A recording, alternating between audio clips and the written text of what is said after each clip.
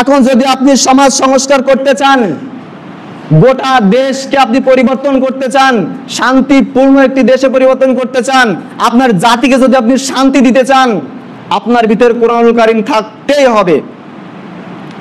যদি আপনি কোরআন না পড়তে পারেন, যদি আপনি কোরআন না জানতে পারেন, যদি আপনি কোরআনের অর্থ না বোঝেন, আপনার দ্বারা কখনোই সমাজ সংস্কার করা সম্ভব নয়। আপনি কখনো জাতির কাছে, আপনি কখনো পরিবারের কাছে, আপনি কখনো গ্রামের কাছে, আপনি কখনোই গোটা দেশের কাছে সম্মানিত ব্যক্তি হতে পারবেন না। যার প্রমাণ দেখুন, ইন্নাল হামদালিল্লাহ নাহমাদুহু ওয়া নাস্তাঈনুহু ওয়া নাস্তাগফিরুহু ওয়া নু'মিনু বিহি ওয়া নাতাওয়াক্কালু আলাইহি ওয়া নাউযু বিল্লাহি মিন শুরুরি আনফুসিনা ওয়া মিন সাইয়্যাতি আ'মালিনা মান ইয়াহদিহিল্লাহু ফালা মুদিল্লা লাহু ওয়া মান ইউদ্লিল ফালা হাদিয়া লাহু ওয়া আশহাদু আল লা ইলাহা ইল্লাল্লাহ ওয়াহদাহু লা শারীকা লাহু ওয়া আশহাদু আন্না মুহাম্মাদান আবদুল্লাহি ওয়া রাসূলুহু আম্মা বা'দ فإن أحسن الحديث كتاب الله وخير الهدي هدي محمد صلى الله عليه وسلم وشر الأمور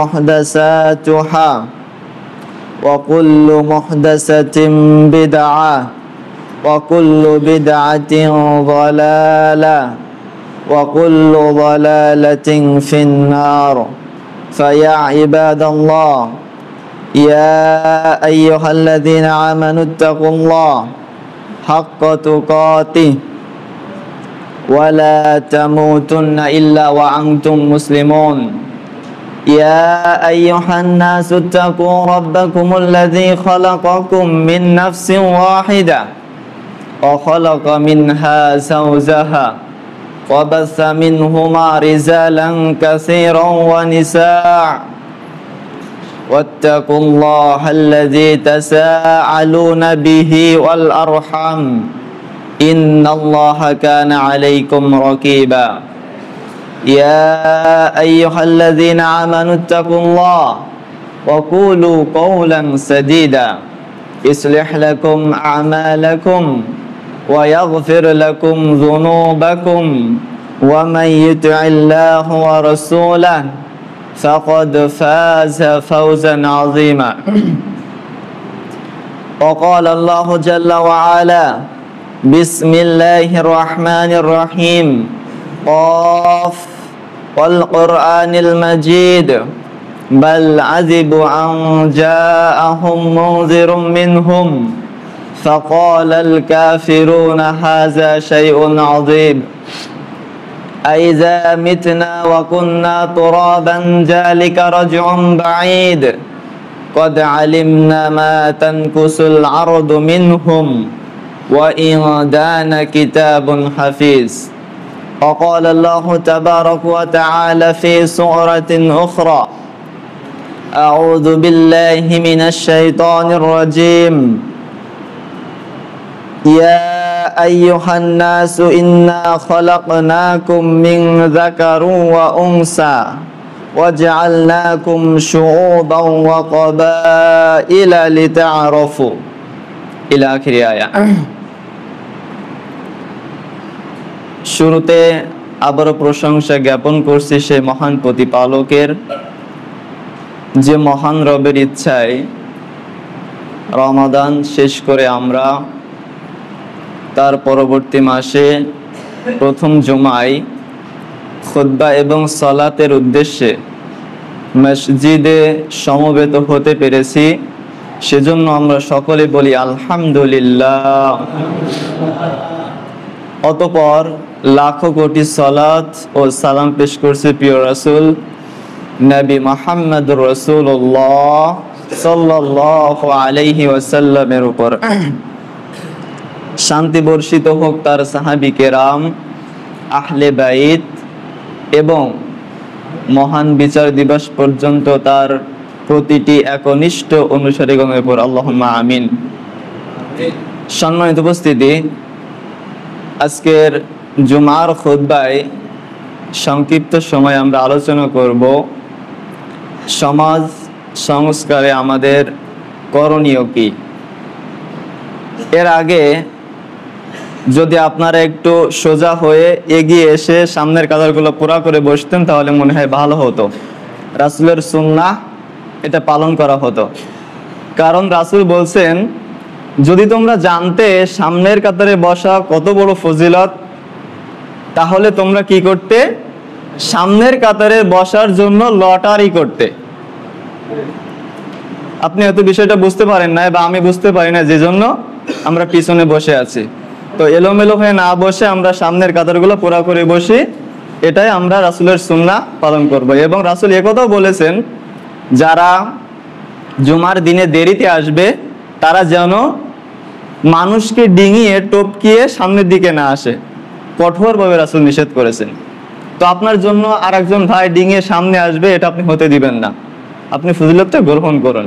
আল্লাহ আমাদের তৌফিক দান করুক, আমিন। সম্মানিত উপস্থিতি, যেহেতু আগস্টের 5 তারিখের পর থেকে আমরা সবার ভিতরে একটা কথা কাজ করতেছে বা আমরা সবাই চিন্তা ভাবনা করতেছি, সংস্কার কিভাবে আবার আমাদের পুরা দেশ, জাতি, সমাজ, গ্রাম, ইউনিয়ন, উপজেলা, জেলা, বিভাগ, যেভাবে হোক, অর্থাৎ বাংলাদেশের A to Z সব জায়গায় আমরা কিভাবে আবার পুনর্গঠন করতে পারি। তো সংস্কারের বিষয়টা, যেহেতু আমরা আজকে বিষয়টা চয়ন করেছি জুমার খুতবার, সমাজ সংস্কারে আমাদের করণীয় কি হতে পারে। তো আজকের বিষয়ের মৌলিক যে বিষয়টি সেটা হলো সমাজ। এখন এই সমাজ শব্দটা আপনার 13শত শতাব্দী থেকে মূলত এর শাব্দিক ব্যবহার শুরু হয়। 13শত শতাব্দীর পূর্বে সোশিওলজি বা এই ধরনের কোনো শব্দ ছিল না, 13শত থেকে এটা শুরু হয়েছে। আর সমাজ শব্দটার এমন একটা পরিস্থিতি যার কোনো কুল কিনারা নাই। 10 জন মিলে একটি সমাজ হতে পারে, 10,000 লোক মিলেও একটি সমাজ হতে পারে, আবার 10 কোটি লোক মিলেও একটি সমাজ হতে পারে। অর্থাৎ সমাজ শব্দটা গভীর হতে হতে হতে হতে অনেক দূরে যেতে পারে। একটা সময় বলা হতো জাতিভেদে বা সভ্যতা ভেদে, যেমন আরব সমাজ, অর্থাৎ গোটা আরব কান্ট্রিকে নিয়ে একটা সমাজ তৈরি করা হতো, বলা হতো তাদেরকে আরব সমাজ। আবার বলা হতো পারস্য সমাজ, রোম সমাজ, রোম সাম্রাজ্য, যেটাকেও রোম সমাজ বলা হতো। তো আমরা আমাদের দেশে বুঝি স্বাভাবিকভাবে বৃহত্তর কিছু জনগোষ্ঠী যখন একটা এলাকাতে, একটি জায়গাতে বসবাস করে, তখন আমরা সেটাকে একটি সমাজ বলে থাকি। স্বাভাবিকভাবে যদি আমরা বলি আমাদের হাবাসপুর গ্রাম, এখানে আহলুল হাদিসের একটি সমাজ বলা যেতে পারে, কারণ এখানে কোনো হানাফি নাই। এরপরে আরো একটি আল্লাহর রহমত, আমাদের গ্রামে কোনো হিন্দুও নাই। তো এখানে আমরা সালাফি মানহাজ বা আহলুল হাদিস মুসলমানদের একটি সমাজ বলতে পারি। তো এই সমাজ সংস্কার করতে হলে আমাদেরকে কি করতে হবে? আগে যেতে হবে সমাজের উপাদানগুলো কি আছে। সমাজের মূল যে উপাদান সেটি হলো মানুষ। আর মানুষটা আসে থেকে, মানুষ জন্ম লাভ করে থেকে, পরিবার থেকে। এখন এই পরিবারে আবার 3টা স্তর রয়েছে। একটি পরিবারে 3 স্তরের লোক বসবাস করে। 1 স্বামী স্ত্রী, 2 নাম্বার পিতামাতা, এবং 3 নম্বরে থাকে সন্তান সন্ততি, ছেলে মেয়ে। যদি কোনো পরিবারের স্বামী স্ত্রীর মাঝে গন্ডগোল, ফ্যাসাদ, ঝগড়া, অশান্তি লেগে থাকে, তাহলে ওই পরিবার দিয়ে সমাজ সংস্কার করা সম্ভব হয় না, কারণ ওরা সমাজের অশান্তির মূল হয়ে যাবে। যদি কোনো পরিবারে পিতামাতা অবহেলিত থাকে, নির্যাতিত থাকে, অপমানিত থাকে, লাঞ্ছিত থাকে, তাহলে আবার ওই পরিবারটা দিয়ে সমাজ সংস্কার করা সম্ভব নয়, কারণ ওই পরিবার তার পিতামাতাকে ভালোভাবে দেখছে না। আবার যদি আমরা দেখি কোনো পরিবার সন্তান প্রতিপালন করতে ব্যর্থ হয়ে যায়, সন্তান সঠিক রাস্তায় না থেকে, ইহদিনাস সিরাতাল মুস্তাকিমের পথে না থেকে শয়তান তাগুতের রাস্তায় চলে যায়, বেলাইনে যদি চলে যায় সন্তান, তাহলে আবার ওই সন্তান দিয়ে, ওই পরিবার দিয়ে সমাজ সংস্কার করা সম্ভব হবে না। ওটা সমাজের জন্য কঠিন বা অনেক কষ্টকর হয়ে যাবে ওই সন্তান সন্ততি। তাহলে আমাদেরকে সমাজ সংস্কার করতে হলে প্রাথমিকভাবে পরিবারে আসতে হবে। পরিবারে এসে আবার প্রত্যেকটা জনের কাছে ঢুকতে হবে, প্রত্যেকটা পরিবারের সদস্যের কাছে আমাদেরকে ঢুকতে হবে। অর্থাৎ আমরা যদি বলতে চাই এক কথায়, সমাজ সংস্কার করতে হলে আগে আমাকে সংস্কার হতে হবে। আমার সন্তান, আমার ছেলে মেয়েকে, তাদেরকে পুনর্গঠন করতে হবে। আবার সে যা করেছে করেছে, আজকের পর থেকে অন্তত। সম্মানিত উপস্থিতি, দেখুন আমাদের নবী মুহাম্মদ রাসূলুল্লাহ সাল্লাল্লাহু আলাইহি ওয়াসাল্লাম, ওনার জন্মই হয়েছিল মূলত সমাজ সংস্কারের জন্য। উনি যখন ছোটবেলায় কাবা শরীফ নির্মাণ করছেন, অর্থাৎ সংস্কার করতেছে, উনি পাথর বহন করেন। তো পাথর বহন করার সময় ছোট বাচ্চা মানুষ কি হচ্ছে, তার কাপড়টা খুলে গেল, পোশাক খুলে গেল, সঙ্গে সঙ্গে তিনি সেন্সলেস, মানে অজ্ঞান হয়ে গেলেন। একেবারে বাচ্চা মানুষ, যেটা আমাদের সমাজে কিছু নাই, তার পোশাক আছে কি নাই এটা আমাদের সমাজে কোনো বিষয় না। কিন্তু তার যখন তিনি পাথর বহন করতেছেন ছোট টুকরা, তার শরীরের কাপড় খুলে গেছে, তিনি অজ্ঞান হয়ে গেছেন। কারণ কি? তিনি সমাজ সংস্কার করবেন। তার সমাজে এটা যায় না, তার দ্বারা এমন কাজ সম্ভব হয় না। তাহলে দেখুন, সমাজ সংস্কার করতে হলে আমাদের কিছু কিছু কাজ করতে হবে, যেটা নবী মুহাম্মদ রাসূলুল্লাহ সাল্লাল্লাহু আলাইহি ওয়াসাল্লাম আমাদেরকে শিক্ষা দিয়ে গেছেন। যার প্রথম কাজটি হলো, একেবারে প্রাথমিক যে কাজটি আমাদেরকে করতে হবে, সেটি হলো জ্ঞান অর্জন। রাসূলের জীবনের দুইটি পর্যায়, নবুয়ত প্রাপ্তির আগের পর্যায়ে তার সমাজ সংস্কার ছিল এক পর্যায়ে, একটা ধাপে। তিনি যখন রিসালাহ লাভ করলেন, নবুয়ত পেলেন, তখন থেকে তার আবার সমাজ সংস্কারের ধরনটা পরিবর্তন হয়ে গেল। সর্বপ্রথম তিনি নির্জনে বসবাস শুরু করে দিলেন। দীর্ঘদিন যাওয়ার পরে নবুয়ত পেলেন। জিবরাইলের মাধ্যমে তিনি কুরআনুল কারীমের 5টি আয়াত পেয়ে গেলেন, এবং সেই আয়াতে কি আছে? একেবারে প্রথম কথাটি কি? ইকরা, তুমি পড়ো। তার মানে রাসূলের নবুয়তের প্রথম কাজই হচ্ছে সমাজ সংস্কারের জন্য তিনি পড়বে, তিনি জ্ঞান অর্জন করবে, তিনি শিক্ষা অর্জন করবে, শিক্ষিত হবে। আর তিনি অর্জন করবে মানে গোটা পৃথিবীর মানুষকে জ্ঞান অর্জন করতে হবে। এটা তিনি আমাদেরকে শিখিয়ে দিলেন মহান আল্লাহ সুবহানাহু ওয়া তাআলা রাসূলের মাধ্যমে। আল্লাহ সুবহানাহু ওয়া তাআলা তিনি বলছেন, দেখুন, ইয়া আইয়ুহাল্লাযীনা ইয়া আইয়ুহান নাসু ইন্না খালাকনাকুম মিন যাকারি ওয়া উনসা, হে পৃথিবীর মানুষ, আমি তোমাদেরকে একজন পুরুষ একজন নারী হতে সৃষ্টি করেছি। ওয়াজআলনাকুম শুউবান ওয়া ক্বাবাইলা, এবং আমি তোমাদেরকে কবিলায় কবিলায়, গোষ্ঠীতে, গোত্রে গোত্রে পৃথক করে দিয়েছি। মহান আল্লাহ তাআলা চাইলে কিন্তু এক আদম আলাইহিস সালাম থেকে আজ 750-800 কোটি মানুষ তিনি দিতে পারতেন তার ওরস থেকে, কোনো কিছু অসম্ভব নয় তার কাছে। কিন্তু তিনি দুইজন থেকে সৃষ্টি করলেন, এবং আস্তে আস্তে আস্তে আস্তে আস্তে আস্তে এইগুলাকে গোত্রে গোত্রে, কবিলায় কবিলায় পৃথক করে দিলেন। কি জন্য? লিতাআরাফু, যেন তোমরা পরস্পর সামাজিকভাবে পরিচিত হতে পারো, পরস্পর যোগাযোগ করতে পারো, একে অপরের খোঁজ রাখতে পারো। তোমার পিছনে, তোমার সামনে, তোমার ডানে, তোমার বামে তোমার কোন প্রতিবেশী আছে, সে না খেয়ে আছে নাকি না ঘুমিয়ে আছে, সে কষ্টে আছে নাকি সুখের মাঝে আছে, এটা তোমাকে দেখতে হবে। এই খোঁজ খবর যেন তোমরা নিতে পারো, এজন্য তিনি কবিলায় কবিলায় ভাগ করে দিলেন। আবার তুমি যখন কষ্টে থাকবা, তুমি যখন সুখে থাকবা, তারা যেন তোমার খোঁজ খবর নিতে পারে, তোমার সুখ দুঃখের সাথী যেন তারা হতে পারে। এজন্য তিনি এই কাজটি করলেন, গোত্রে গোত্রে ভাগ করে দিলেন। তাহলে আমরা বলতেছিলাম সমাজ সংস্কার করতে হলে আমাদের প্রথমে কি করতে হবে? জ্ঞান অর্জন করতে হবে। জ্ঞান অর্জনের বিকল্প কিছুই নাই।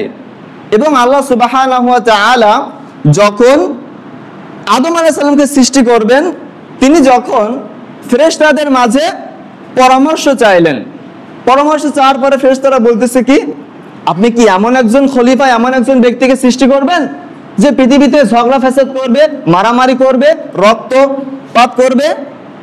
তখন আল্লাহ সুবহানাহু ওয়া তাআলা বললেন, ইন্নী আ'লামু মা লা তা'লামুন, নিশ্চয় আমি যে জানি তোমরা সেটা জানো না।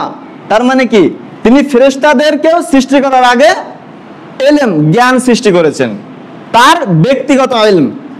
ফ্যানটা একটু ছেড়ে দিন তো। তাহলে আমাদেরকে বুঝতে হবে এখানে তিনি আদমকে সৃষ্টি করলেন, তার আগে ফেরেশতা জিনকে সৃষ্টি করলেন, তার আগেও জ্ঞান ইলম তিনি সৃষ্টি করেছেন। এখন দেখুন, তিনি আদম আলাইহিস সালামকে সৃষ্টি করলেন, করে জান্নাতে রাখার আগে তিনি কি করলেন? আল্লামাল আদামাউল আসমাউ, আদম আলাইহিস সালামকে তিনি সকল কিছুর নামগুলো শিক্ষা দিলেন, জানিয়ে দিলেন। দেওয়ার পরে ফেরেশতাদের সামনে তাকে আনা হলো, সব জিনিসগুলো আনা হলো। এনে বলছে আল্লাহ সুবহানাহু ওয়া তাআলা যে বলো তো এটার নাম কি? তারা তখন বলছে আমরা এটা তো বলতে পারবো না, আপনি আমাদেরকে যেটা শিখিয়েছেন আমরা খালি সেটাই জানি, এর বাইরে কিছু জানি না। তখন আল্লাহ সুবহানাহু ওয়া তাআলা আবার আদম আলাইহিস সালামকে কি করলেন? বললেন তুমি এই সবগুলোর নাম বলে দাও।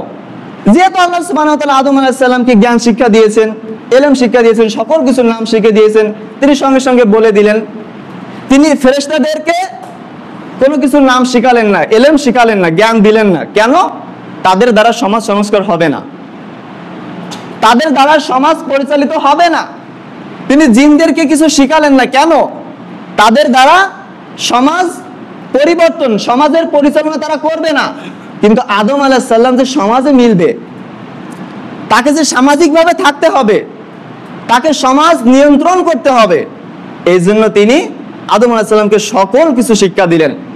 সম্মানিত উপস্থিতি, আমরা যদি একটু গবেষণা করি বা একটু ইতিহাসের দিকে তাকাই, তাহলে দেখা যায় পূর্বের তুলনায় দিন যত যাচ্ছে, আমরা যত সামনের দিকে আগাচ্ছি, ততই ইলম, জ্ঞান, বিদ্যা, শিক্ষার হার বৃদ্ধি পাচ্ছে। তো কিভাবে শিক্ষার হার বৃদ্ধি পাচ্ছে? আবার আমাদের নবী মুহাম্মদ রাসূলুল্লাহ সাল্লাল্লাহু আলাইহি ওয়াসাল্লাম তিনি বলে দিয়েছেন একটি হাদিসে, হযরত আনাস ইবনে মালিক রাদিয়াল্লাহু তাআলা আনহু থেকে বলতে তিনি বলেন, নবী মুহাম্মদ রাসূলুল্লাহ সাল্লাল্লাহু আলাইহি ওয়াসাল্লাম তিনি বলেছেন, ইন্নামা নাসরাতুশ শাফ, কিয়ামত অতদিন পর্যন্ত হবে না, ইরফাউল ইলম, যতদিন পর্যন্ত বিদ্যাকে উঠিয়ে নেওয়া হবে, ওয়া ইয়ানজিলুজ জাহাল, এবং যতদিন পর্যন্ত মূর্খতা বর্ষণ না হবে। আমরা জানি কি বৃষ্টি বর্ষণ হয়, মুষলধারে বৃষ্টি বর্ষণ হয়, ঝিরি ঝিরি বৃষ্টি বর্ষণ হয়, কিন্তু রাসূল বললেন মূর্খতা সমাজে বর্ষণ হবে। কিন্তু বাস্তবে আমরা এটা দেখতে পাই না। অবশ্যই বাস্তবে দেখতে পাই, আমরা বাস্তবতার চোখ দিয়ে দেখি না। আপনি যদি দেখেন, এখান থেকে 20 বছর পূর্বে যত প্রকার ইলম, যত প্রকার দিন ধর্মের জ্ঞান পৃথিবীতে ছিল, 20 বছর পরে এসে তার থেকে কমে গেছে। হয়তো ব্যক্তি হিসাবে সে অনেক জ্ঞানী হয়েছে, অনেক ডিগ্রি অর্জন করেছে, কিন্তু তার ভিতরে তাকওয়া নাই। সে ইখলাসের সঙ্গে সে আমলগুলো করে না যেটা সে শিখিয়েছে, বা সে যে কথাটা বলে, মহান আল্লাহ বলে দিয়েছেন, আউযু বিল্লাহি মিনাশ শাইতানির রাজিম, লিমা তাকুলুনা মা লা তাফআলুন, হে পৃথিবীর মানুষ শোনো, তোমরা যে কাজগুলি করবা না, যে কাজ তোমরা নিজেরাই স্বয়ং করবা না, ওই কাজের কথা কাউকে তোমরা বলবা না। হয়তো দেখা যেতে পারে অনেক বড় বড় ইসলামিক স্কলার তৈরি হয়েছে বাংলাদেশ সহ গোটা পৃথিবীতে, কিন্তু ওই ইসলামিক স্কলারের ভিতরে ইখলাস নাই, তাকওয়া নাই, সে যেটা বলে সেটা করে না। আমরা দেখতে পাচ্ছি অনেক জ্ঞানী লোক তৈরি হচ্ছে, আবার এমনও হতে পারে অনেক বড় বড় ডিগ্রি রয়েছে, অনেক বড় বড় ডিগ্রি রয়েছে, কিন্তু তার ভিতরে দিন ধর্মের কোরআন এবং হাদিসের কোনো জ্ঞান নাই। এটা কি আসলে এলেম?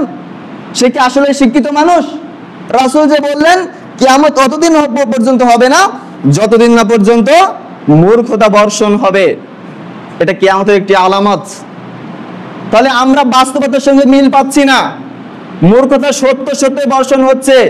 যদি মূর্খতা বর্ষণ না হয়, একটা ছেলে একটা মেয়ে যখন ইন্টার পাস করে, আলিম পাস করে, উচ্চতর ডিগ্রি নিতে, সম্মান পেতে, সে যখন কোথায় গিয়ে ভর্তি হয়, বাংলাদেশের কোনো পাবলিক ভার্সিটি সে যখন ভর্তি হয়, হওয়ার পরে কি হয়, এমনও পর্যায়ে দেখা যায় আরে ইসলামিক স্টাডিজের টিচার, একজন শিক্ষিকা, তার ক্লাস করতে গেলে মাথা উঁচুই করা যায় না।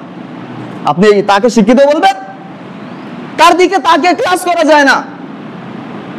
গোটা 1 ঘন্টা 15 মিনিট 1.5 ঘন্টা যাবত মাথা নিচু করে নিচের দিকে তাকে ক্লাস করা লাগে। আপনি কিসের এলেম পাচ্ছেন? আপনি কিসের ডিগ্রি অর্জন করেন? আপনাকে বলুন। আমি অন্য কোন ডিপার্টমেন্টের কথা বলতেছি না, ইসলামিক স্টাডিজ এন্ড আরবিক।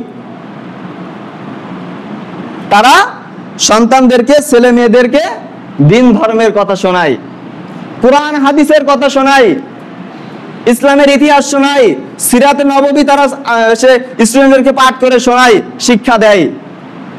তাদের দিকে তাকিয়ে ক্লাস করা যায় না। আবার তারা নাকি বলে, যখন ছেলে মেয়ে ফার্স্ট ইয়ারে পড়ে, ফার্স্ট সেমিস্টারে পড়ে, তারা বলে তোমরা এখন বড় হয়েছো। প্রথম দেখা যায় গিয়ে গিয়ে ছেলে মেয়ে পৃথক পৃথক বসে, কিন্তু কিছুদিন 2-4 মাস যাওয়ার পরে আরে টিচাররাই বলে দেয় তোমরা তো বড় হয়েছো, কিসের লজ্জা? থাকতে পারো তোমাদের মতো, কোনো বিষয় নাই, তোমাদের অধিকার রয়েছে। এটা কি আপনার এলেম? আপনি এই ডিগ্রি অর্জন করেছেন? রাসূল বলে দিয়েছে কিয়ামত আসার পূর্বে ওয়ায়ানজিলুজ জাহাল, মূর্খতা বর্ষণ হবেই। মূর্খতা এখনই বর্ষণ হচ্ছে, বর্ষণ হয়ে গেছে, আরো হবে। কিন্তু আপনি আমি ওই চোখ দিয়ে দেখতেছি না, ওই দৃষ্টিকোণ থেকে আমরা দেখতে পাচ্ছি না। এলেম আপনাকে আমাকে অর্জন করতেই হবে কোরআন এবং হাদিসের। গোটা পৃথিবীর আপনি সকল ডিগ্রি অর্জন করুন, যত বড় ডক্টর হন, যত বড় ইঞ্জিনিয়ার হন, আপনি যাই হন না কেন, আপনি যত বড় সায়েন্টিস্ট হন, আপনার ভিতরে যদি কোরআন এবং হাদিস সহিহ সুন্নাহের জ্ঞান না থাকে, আপনি কখনোই বিদ্বান হতে পারবেন না, আপনি কখনোই রাসূলের ভাষায় জ্ঞান অর্জনকারী হতে পারবেন না, আপনি কখনোই জ্ঞানী হতে পারবেন না। সম্মানিত উপস্থিতি, আমরা বলছিলাম জ্ঞান অর্জন আমাদের হলো সমাজ সংস্কারের একেবারে প্রথম ধাপ, যেটা মহান আল্লাহ সুবহানাহু ওয়া তাআলা নবী মুহাম্মদ রাসূলুল্লাহ সাল্লাল্লাহু আলাইহি ওয়াসাল্লামের মাধ্যমে আমাদেরকে শিখিয়েছেন, আদম আলাইহিস সালামের মাধ্যমে আমাদেরকে শিখিয়েছেন। এরপরে আসুন, যদি আপনি আমি সমাজকে সংস্কার করতে চাই, যদি আপনি চান গোটা সমাজ পরিবর্তন হয়ে যাক, যদি আপনি চান গোটা সমাজের ভিতরে শৃঙ্খলা তৈরি হোক, যদি আপনি চান গোটা সমাজের ভিতরে টাইমলি সবকিছু হোক, সময় একেবারে A to Z ধরা বাঁধা টাইম, আপনি যদি নিজের ভিতরে টাইম ম্যানেজমেন্ট এটা শিখতে চান, সমাজ যদি এটা প্রয়োগ করতে চান, আপনাকে সালাত আদায়কারী হতেই হবে। যদি আপনি চান আপনার ভিতর থেকে, গোটা সমাজ থেকে, আপনার পরিবার থেকে, আপনার আত্মীয় স্বজন থেকে যদি আপনি চান সকল প্রকার অশ্লীলতা, সকল প্রকার বেহায়াপনা, সকল প্রকার নোংরামি দূর করতে, আপনাকে দৈনন্দিন জীবনে 5 ওয়াক্ত সালাত আদায়কারী হতেই হবে। মহান আল্লাহ সুবহানাহু ওয়া তাআলা বলে দিয়েছেন অতি সহজ কথা, ইন্নাস সালাতা তানহা আনিল ফাহশাই ওয়াল মুনকার, নিশ্চয়ই সালাত মানুষকে অশ্লীল কাজ, ফাহেশা কাজ, অপছন্দনীয় যত প্রকার কাজ আছে সকল প্রকার কাজ থেকে দূরে রাখে। কই আমি তো সালাতে আসি না, আমরা কেমনে বুঝবো? আমি আপনাকে এখানে দাঁড়িয়ে কথা দিচ্ছি, যদি আপনি দৈনন্দিন জীবনে 5 ওয়াক্ত নামাজ যথাসময়ে জামাতের সঙ্গে, ইখলাসের সঙ্গে, তাকওয়ার সঙ্গে আপনি যখন নামাজে দাঁড়ান, আল্লাহু আকবার বলে আপনি যে কোথায় চলে গেছেন নিজেও জানেন না। আপনি মসজিদে আছেন নাকি মাঠে আছেন নাকি বাজারে আছেন না ব্যবসা প্রতিষ্ঠানে আছেন, কোথায় আছেন আপনি নিজেও জানেন না। আপনার দ্বারা কখনো সমাজ সংস্কার হবে না, আপনি কখনো সংস্কার হতে পারবেন না যদি আপনার ভিতরে তাকওয়ার সঙ্গে আল্লাহ ভীতি নিয়ে যদি আপনি আল্লাহর সঙ্গে কথা না বলেন, আপনি কখনোই সমাজ সংস্কার করতে পারবেন না। আর যদি আপনি 5 ওয়াক্ত সালাত আদায় না করেন, যদি আপনি না করেন, রাসূল তো বলেই দিয়েছে কাফের, মুশরিক এবং মুমিন মুসলিম এদের মাঝখানে একটি দেওয়াল রয়েছে। এই দুইটা পার্থক্য করার একটি মাপকাঠি রয়েছে, সেটা হলো তারকুস সালাত। মাঝখানে সালাত, যে ব্যক্তি এসে সালাতকে ধরলো সে মুমিন মুসলিম, যে ব্যক্তি এসে সালাত থেকে দূরে চলে গেল অর্থাৎ কাফের মুশরিক হয়ে গেল, তারা কখনোই মুসলিম হতে পারবে না। যদিও হাদিসটি নিয়ে মুহাদ্দিসিন ইকরামদের মাঝে অনেক মতভেদ রয়েছে। অনেকে বলছে যে ব্যক্তি দৈনন্দিন ভাবে 5 ওয়াক্ত সালাত আদায় করে না তাকে সরাসরি কাফের মুশরিক বলা যাবে না। যদি কেউ অস্বীকার করে নামাজ, তখন তাকে কাফের মুশরিক বলতে হবে। কিন্তু আমি আপনাকে বলতে চাই, আপনি রাসূলের কথার দিকে তাকান না। রাসূল তো বলে দিয়েছেন কাফের মুশরিক এবং মুমিন মুসলিম এদের মাঝে পার্থক্য হলো সালাত। আপনি এই কথাটুকু নেন, আপনার হাদিসের ব্যাখ্যা নেওয়ার দরকার নাই। কত বড় কথা, এটা আপনি গ্রহণ করুন। যদি আমি সঠিকভাবে সঠিক রাস্তায় সঠিক সময়ে 5 ওয়াক্ত নামাজ জামাতের সাথে আদায় না করি, আপনি নিজে কখনো সংস্কার হতে পারবেন না, আর আপনাকে দিয়ে সমাজ সংস্কার করা সম্ভবই নয়।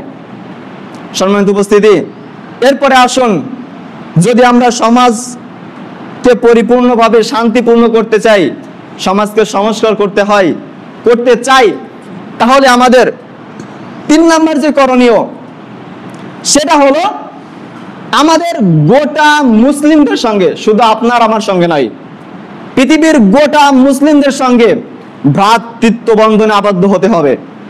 সম্মানিত উপস্থিতি, মহান আল্লাহ সুবহানাহু ওয়া তাআলা তিনি বলে দিয়েছেন সূরা আল হুজরাতে, ইন্নাল মুসলিমুনা ইখওয়াতুন। গোটা পৃথিবীর উত্তর থেকে দক্ষিণ, পূর্ব থেকে পশ্চিম, যেখানে যে মুসলিম রয়েছে সে তোমার ভাই। এটা আপনাকে মেনে নিতেই হবে। আপনি আপনার কোনো ভাইয়ের সঙ্গে হিংসা করতে পারবেন না, আপনি আপনার কোনো ভাইয়ের সঙ্গে মারামারি, হানাহানি, কাটাকাটি করতে পারবেন না, আপনি আপনার কোনো ভাইয়ের সঙ্গে কথা বন্ধ করে থাকতে পারবেন না, কারণ সে আপনার ভাই। আপনাকে একটু আমি ভ্রাতৃত্বর বন্ধনটা দেখাই। আব্দুর রহমান ইবনে আউফ তিনি যখন মক্কায় নির্যাতন সহ্য করতে না পেরে রাসূলের সঙ্গে মক্কা থেকে মদিনায় হিজরত করলেন। এরপরে আবু উবাদা তিনি মুহাজিরদের ভিতরে আনসারদের ভিতরে, মদিনাবাসীদের ভিতরে সব থেকে ধনী ব্যক্তি ছিলেন। তো রাসূল সাল্লাল্লাহু আলাইহি ওয়াসাল্লাম এই 2 সাহাবীর মাঝে ভ্রাতৃত্ব বন্ধনে আবদ্ধ করে দিলেন, তাদের একে অপরের মাঝে বন্ধুত্ব করে দিলেন। তারা বললেন যে তোমরা দুজন আজকে ভাই ভাই। এই বন্ধনটা তৈরি করে দেওয়ার পরে ওই যে আনসার সাহাবী সব থেকে ধনী ব্যক্তি আব্দুল্লাহ ইবনে আউফকে বলছে, হে আমার ভাই, রাসূল তো তোমাকে আমাকে আজকে ভাইয়ের বন্ধনে আবদ্ধ করে দিয়েছে, অর্থাৎ আমি হলাম আনসারদের মাঝে সব থেকে ধনী ব্যক্তি, আমার যত সম্পদ রয়েছে আজকে আমার এই সম্পদ 2 ভাগে বিভক্ত হবে, 1 ভাগ তোমার কাছে চলে যাবে, 1 ভাগ আমার কাছে থেকে যাবে। এটাই হলো ভ্রাতৃত্ব। এবং আমার 2 জন স্ত্রী রয়েছে, আমি আজকে আমার এক স্ত্রীকে তালাক দিয়ে দিব, ইদ্যত পালন হওয়ার পরে তুমি আমার এই স্ত্রীকে বিবাহ বন্ধনে আবদ্ধ করে নেবা। আব্দুর রহমান ইবনে আউফ তিনি বাজারে গেলেন, গিয়ে কিছু স্বর্ণ অলংকার কিনে আনলেন। বিয়ে হয়ে গেল। পরের দিন সকালে তিনি রাসূলের সামনে উপস্থিত, তার গোটা শরীরে কি রয়েছে? হলুদের চিহ্ন রয়েছে। রাসূল বলছেন, কি ব্যাপার আব্দুর রহমান ইবনে আউফ, তোমার শরীরে কেন হলুদের চিহ্ন? রঙিন রঙিন লাগতেছে কেন, কি অবস্থা? বলছি, ইয়া রাসূলুল্লাহ, বিবাহ করেছি। ওই যে আনসার ভাইয়ের সঙ্গে ভ্রাতৃত্ব বন্ধনে আবদ্ধ করে দিয়েছিলেন, সে তার স্ত্রীকে তালাক দিয়েছে, ইদ্যত পালন হয়ে গিয়েছে, আমি তাকে বিবাহ বন্ধনে আবদ্ধ করে নিয়েছি। এবং সে আমার গোটা সম্পদের অর্ধেক সম্পদ ভাগ করে আমাকে প্রদান করেছে। আপনি ভ্রাতৃত্ব বন্ধন কি দেখছেন? আপনি কি বুঝতে পারেন? আপনি একটু কথাটা শুনলেন মাত্র, কাজ যত সহজ নাই। আরে আপনি তো আপনার ভাইয়ের জায়গা জমি সম্পদ কি করেন? চুরি করে পিতার কাছ থেকে মাতার কাছ থেকে লিখে নিয়ে নেন। আপনি কি করবেন? আপনার দ্বারা সমাজ সংস্কার হবে? আপনার কাছে তো ভ্রাতৃত্বই নাই। আপনি আপনার আপন মায়ের পেটের ভাই, আর তারা ছিল একজন মদিনাবাসী একজন মক্কাবাসী। নিজের স্ত্রীকে তালাক দিয়ে তাকে দিয়ে দিল, আর আপনি কি করছেন? আপনার ভাইয়ের 1 বিঘা সম্পত্তি 1 বিঘা জায়গা ছাড় দিতে পারছেন না। সম্পদের জন্য তাকে আপনি হত্যা করছেন, সম্পদের জন্য তাকে আপনি মারে একেবারে মাথা ফাটিয়ে দিচ্ছেন। কেমনে সম্ভব? আপনাকে দিয়ে কিভাবে সমাজ সংস্কার হবে আপনি বলেন? অতটা সহজ নয়। আমরা যতটা মুখে বলতেছি সংস্কার করতে হবে, গোটা দেশ পরিবর্তন করতে হবে, গোটা সমাজ পরিবর্তন করতে হবে, অতটা সহজ নয় যদি না আপনি আমি একেবারে পরিপূর্ণভাবে ইখলাসের সঙ্গে তাকওয়ার সঙ্গে নিজেদেরকে পরিবর্তন করতে না পারে। আপনার আমার ভিতরে যে স্বভাব সেই স্বভাব রয়ে গেল, আপনি আমি আবার চাইতেছি সমাজ সংস্কার করতে, কেমনে সম্ভব? আমি প্রথমে আপনাদেরকে দেখিয়ে দিয়েছি প্রমাণ করে, সমাজ সংস্কার করতে হলে আপনাকে পরিবারে আসতে হবে। পরিবারে এসে আবার পরিবারের প্রত্যেকটা সদস্যের কাছে যেতে হবে। প্রত্যেকটা সদস্যকে পরিপূর্ণ তাকওয়াশীল হতে হবে, মুত্তাকি হতে হবে। তারপরে ওই পরিবার দিয়ে ওই ব্যক্তিগুলা দিয়ে সমাজ সংস্কার হবে, এছাড়া সম্ভব নয়। সম্মানিত উপস্থিতি, সময় সংক্ষেপ। এরপরে আরো একটি গুরুত্বপূর্ণ বিষয়, সমাজ সংস্কারের একেবারে লাস্ট স্টেপ আজকে আমি বলে দিচ্ছি, যেটা সব থেকে বেশি গুরুত্বপূর্ণ। শুরুতে বলেছিলাম এলেম অর্জন করতে হবে, যেখানে ছিল কোরআন এবং হাদিসের এলেম। এখন যদি আপনি সমাজ সংস্কার করতে চান, গোটা দেশকে আপনি পরিবর্তন করতে চান, শান্তিপূর্ণ একটি দেশে পরিবর্তন করতে চান, আপনার জাতিকে যদি আপনি শান্তি দিতে চান, আপনার ভিতরে কোরআনুল কারীম থাকতেই হবে। যদি আপনি কোরআন না পড়তে পারেন, যদি আপনি কোরআন না জানতে পারেন, যদি আপনি কোরআনের অর্থ না বোঝেন, আপনার দ্বারা কখনোই সমাজ সংস্কার করা সম্ভব নয়। আপনি কখনো জাতির কাছে, আপনি কখনো পরিবারের কাছে, আপনি কখনো গ্রামের কাছে, আপনি কখনোই গোটা দেশের কাছে সম্মানিত ব্যক্তি হতে পারবেন না।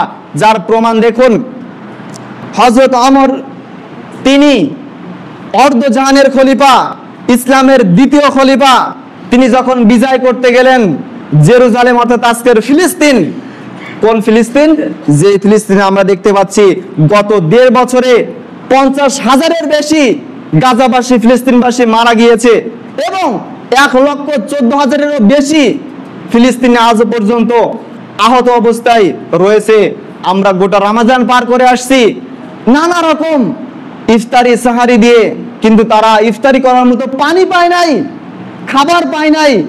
এই ফিলিস্তিন, এই গাজা, এই জেরুজালেম যখন হযরত ওমর অর্ধজাহানের খলিফা তিনি বিজয় করতে গেলেন, তিনি মদিনা থেকে তাদের জন্য সেনাবাহিনী পাঠিয়েছে। আবু উবাইদা ইবনুল জাররাহ তিনি ছিলেন ওই সেনাবাহিনীর প্রধান। ওই সেনাবাহিনীর প্রধান হওয়ার পরে যখন আবু জার গোটা ফিলিস্তিন অর্থাৎ শুধু জেরুজালেম, বাইতুল মাকদিস এর চারিপাশে যত শহর রয়েছে সকল শহরগুলো যখন তিনি জয় করলেন, জয় করে যখন তিনি বাইতুল মাকদিস ফিলিস্তিনে প্রবেশ করবেন, জেরুজালেমে প্রবেশ করবেন, তখন তার কাছে সৈন্য সংখ্যা কম, তিনি এটাতে সক্ষম হচ্ছেন না। তিনি আবু উবাইদা ইবনুল জাররাহকে সংবাদ পাঠালেন যে তিনি আবু উবাইদা ইবনুল জাররাহ যিনি ছিলেন গোটা সেনাবাহিনীর প্রধান, সৈনিকদের প্রধান, তার কাছে তিনি সংবাদ পাঠালেন, খবর পাঠালেন, আপনার কাছে গোটা চারটা দলে বিভক্ত ছিল গোটা সেনাবাহিনী, বলেন আমার কাছে একটি দল রয়েছে, গোটা 3টি দল নিয়ে আপনি জেরুজালেমে চলে আসুন।